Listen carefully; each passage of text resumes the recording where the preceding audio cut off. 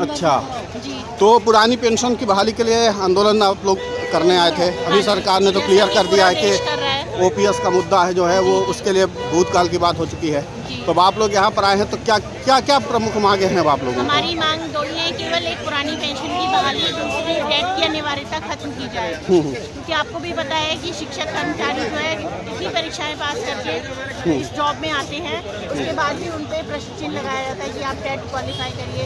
ऊपर से विभागीय कार्य हमको इतने दिए जाते हैं, उन कार्यों को कर पाना भी हम लोगों को मतलब दिन रात हम उसमें लगे रहते हैं। उसके बाद भी आप ये सोचिए कि टेट के लिए हम अलग से पढ़ाई करें तो ये संभव नहीं हो पाता है। दूसरा, पुरानी पेंशन बहुत ज़रूरी है।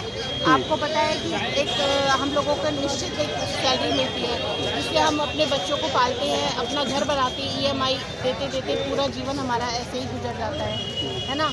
तो पुरानी पेंशन तो हमारा हक बनता है, मिलना ही चाहिए, क्योंकि बुढ़ापा सुरक्षित करने के लिए पुरानी पेंशन बहुत ज़रूरी है।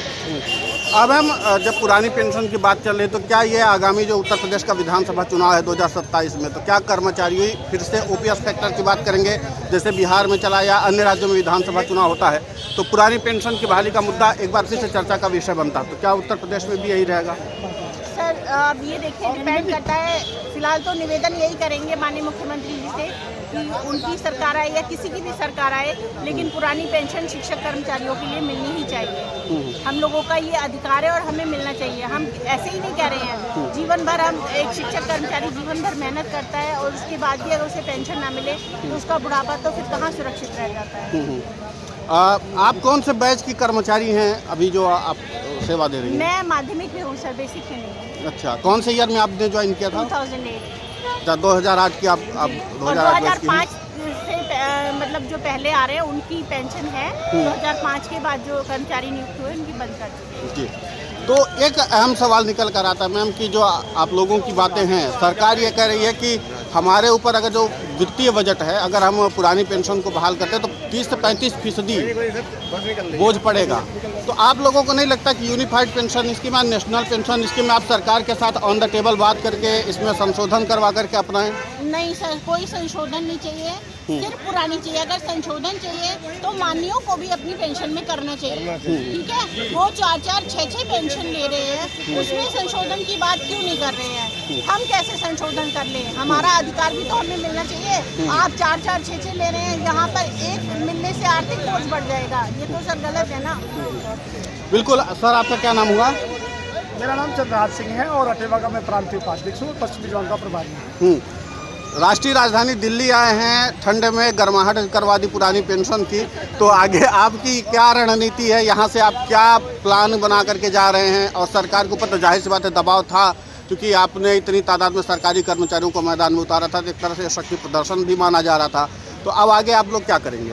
सबसे पहले तो मैं आपका धन्यवाद अर्पित करूँगा, क्योंकि आपने दोनों बात को बड़ा इस आंदोलन को सार्थक दिशा की ओर कही है कि एक अच्छी संख्या, दूसरा क्योंकि जो इस देश में गोदी मीडिया कहलाती है तो ये क्षणिक आंदोलन कहलाती है या पिकनिक वाली भीड़ बताती है गोदी मीडिया।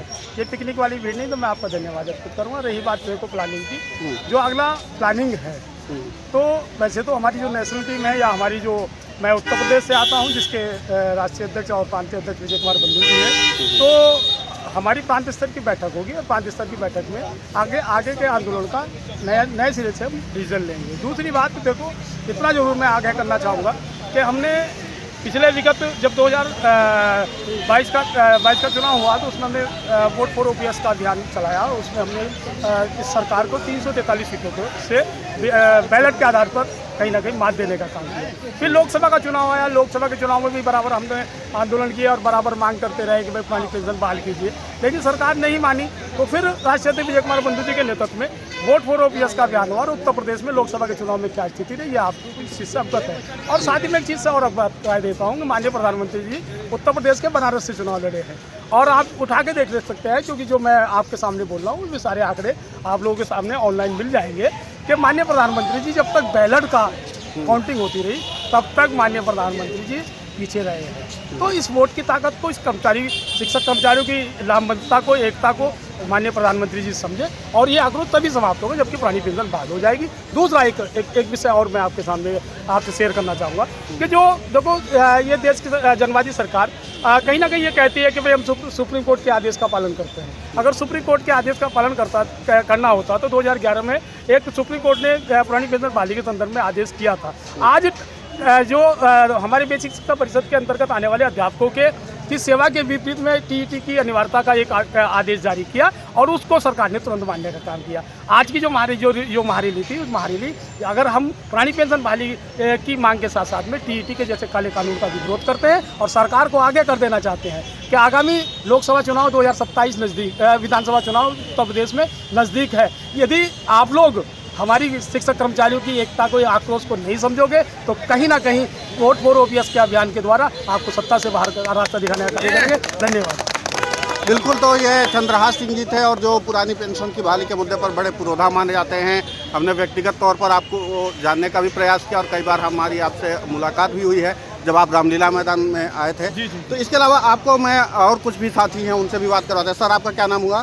सर, मेरा नाम रविंदर सिंह है। मैं अटेवा का जिला अध्यक्ष हूँ, गौतम बुद्ध नगर। अच्छा, तो गौतम बुद्ध नगर, आप तो लगभग एनसीआर से जुड़े हुए व्यक्ति हैं और यहाँ पर आप लोग आंदोलन करने आए हैं, तो इस आंदोलन का असली इम्पैक्ट क्या है? क्या आप लोग एक ये भी विकल्प की तलाश में कि अपना शक्ति प्रदर्शन करेंगे और फिर इसके बाद मानसून सत्र के बाद अब जैसे चर्चा था ओपीएस का, वैसे शीतकालीन सत्र में भी चर्चा करवाना चाहते हैं? जी बिल्कुल बिल्कुल, हमारा जो प्रयास है, ये जो रोड की आवाज़ है, आज जंतर मंतर की आवाज़ है और ये कल संसद में गूंजेगी। और पहले पूर्व में भी कई सांसद और विधायक इस आवाज़ को बड़ी मजबूती के साथ संसद में उठाते रहे हैं कि माननीय आप 4 पेंशन लेते हैं और एक कर्मचारी 1 पेंशन आपसे मांग रहा है और उसको आप देने के लिए तैयार नहीं है।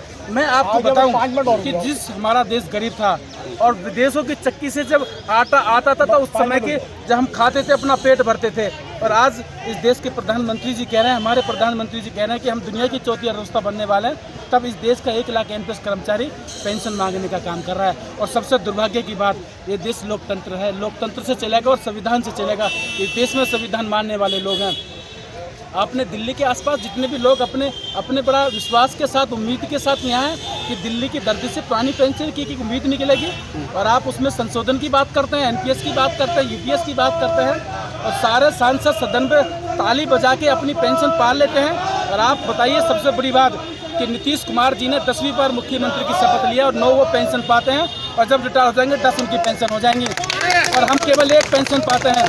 हमारा पैसा, हमारी कष्ट कमाई का पैसा, हमारे बच्चों का पैसा, हमारे परिवार का पैसा आपने उसको पीएफआरडी को दे दिया, उस पैसों को अपने शेयर मार्केट के ऊपर लगा दिया। भाई आप हमारे साथ इतना बड़ा धोखा क्यों कर रहे हैं? आप, ये दुर्भाग्य की बात है कि सरकार को सहानुभूतिपूर्वक कर्मचारियों को, शिक्षकों को पुरानी पेंशन बहाल कर देनी चाहिए। और आज कोने कोने से जो लोग आए हैं उनका केवल एक ही उद्देश्य है, पुरानी पेंशन। और बड़े शांतिप्रिय तरीके से लोगों ने अपना प्रदर्शन करा। और सबसे बड़ी बात मैं बता दूं कि हम उस सरकार का समर्थन करते हैं जो सरकार हमारी बात करती है। और ये जो पुरानी पेंशन की रोड से लेकर सदन तक गूंज गई है, इसका पूरा नेतृत्व राष्ट्रीय अध्यक्ष विजय कुमार बंधु जी को जाता है, हमारे उपाध्यक्ष जी को जाता है, और अन्य सभी साथियों को जाता है, क्योंकि लगातार अपनी मांगे को सरकार को कराते रहते हैं कि अभी पेंशन दीजिए, पेंशन दीजिए। और सबसे बड़ी बात, सरकार कभी एनपीएस देने का काम करती है, कभी यूपीएस देने का काम करती है, केवल धोखा और छलावे के सिवा और हमारे साथ कुछ नहीं है। तो मैं आपके माध्यम से कहना चाहता हूं कि हमारी और सबकी इस पेंशन को बहाल कर देना चाहिए सरकार को। बिल्कुल, यहीं से हम आपको दिखाना चाहते हैं, ये रास्ता जाता है 7 लोक कल्याण मार्ग, और यहीं से प्रधानमंत्री जी का जो घर है वो आपको मैं बता दूं कि 700 मीटर दूरी पर है। यहीं से आप जाएंगे तो गेट नंबर 1 पड़ता है। मैं आपको यहीं से दिखाना चाहता हूँ, ये जो बस जा रही है तो आप देख सकते हैं, यहीं से आप सीधा अगर जाते हैं तो 700 मीटर की दूरी पर देश के प्रधानमंत्री का घर है, और यह सरकारी कर्मचारियों का सैलाब है। अब देखना महत्वपूर्ण होगा कि 25 नवंबर 2025 को सरकारी कर्मचारियों की आवाज़ क्या प्रधानमंत्री जी तक पहुंची? वैसे मुझे जहां तक उम्मीद है कि सरकारी कर्मचारियों के इस आंदोलन की धमक प्रधानमंत्री जी को शाम को बैठक करने के लिए ज़रूर मजबूर करेगा। तो फिलहाल मेरे साथ इतना ही। बाकी ताज़ा तरीन खबरों के लिए आप हमारे साथ हमेशा बने रहिए, जैसे आप बने रहते हैं, और हम आपको सरकारी कर्मचारियों की लगातार पल पल की अपडेट सवेरे से दिखा रहे हैं। और आप देख सकते हैं कि लगातार सरकारी कर्मचारियों का जो जत्था है वो आ रहा है। जैसे पहले रेलवे स्टेशन से आ रहा था, वो रेलवे स्टेशन के चलिए उत्तर प्रदेश के बाद हरियाणा भी चल लेते हैं। अभी हमारे कर्मचारी भाई हैं तो इनसे भी बात करें। पुरानी पेंशन लागू करो, पुरानी पेंशन लागू करो, एनपीएस मुर्दाबाद, ओपीएस जिंदाबाद, यूपीएस मुर्दाबाद, जो पेंशन की बात करेगा एक देश दो विधान, हमारी पेंशन मार दो, हमारी पेंशन मार दो, हमारी पेंशन मार दो, कर्मचारी एकता जिंदाबाद। आप लोगों से चलते चलते बात भी करते रहेंगे और चलते भी रहेंगे। आइए, हम लोग पोर्टेबल हैं तो बात भी करते रहेंगे और चलते भी रहेंगे। आइए, कर्मचारी एकता जिंदाबाद। ये हरियाणा के सरकारी कर्मचारी हैं जो पुरानी पेंशन की बहाली के मुद्दे पर लगातार नारेबाजी भी कर रहे हैं और अपनी बात कह भी रहे हैं। क्या नाम हुआ सर आपका? ओल्ड पेंशन स्कीम जिंदाबाद जी, तो यहाँ पर आप किस लिए आए हैं? क्या समाधान निकला पुरानी पेंशन? हमारी पेंशन मार दो, हमारी पेंशन मार दो, कर्मचारी एकता जिंदाबाद, भाईचारा जिंदाबाद, कर्मचारी एकता जिंदाबाद। हरियाणा में तो लगातार आप लोग आंदोलन चला रहे थे, सत्ता परिवर्तन करने की कोशिश कर रहे थे, लेकिन सफलता तो नहीं मिली वहाँ पर। हमारी पेंशन मार दो। कर्मचारी ओपीएस बहाली के लिए लगातार संघर्ष करेगा, चाहे सरकार कोई भी हो, और सरकार को कर्मचारियों की मांग को बिल्कुल नहीं कर सकती। सरकारी कर्मचारी रीढ़ की हड्डी होता है, सरकारी कर्मचारी सरकार को कर्मचारियों के विषय में टेबल पर उठा के बात की जानी चाहिए। बिना कर्मचारी से बात की जाए तो यूपीएस को थोपना बिल्कुल गलत बात है। तो बिल्कुल ये हरियाणा के सरकारी कर्मचारी थे जो अपनी बात रख रहे थे। तो आपने देखा सरकारी कर्मचारियों ने एक बड़ा आंदोलन करके सफलतापूर्वक अपने घर की ओर रवाना हो चुके हैं। मेरी भी एक अच्छी शुभकामना है कि सरकारी कर्मचारी सभी सुरक्षित घर पहुंचे।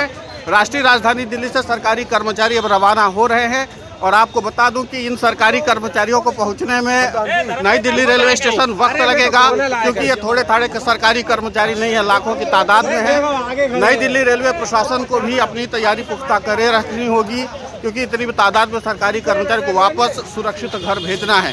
तो फिलहाल 25 नवंबर 2025 को राष्ट्रीय राजधानी दिल्ली के जंतर मंतर की जो कवरेज थी हमने आपको दिखाया, सरकारी कर्मचारियों को दिखाया, उनकी बातें सुनवाई।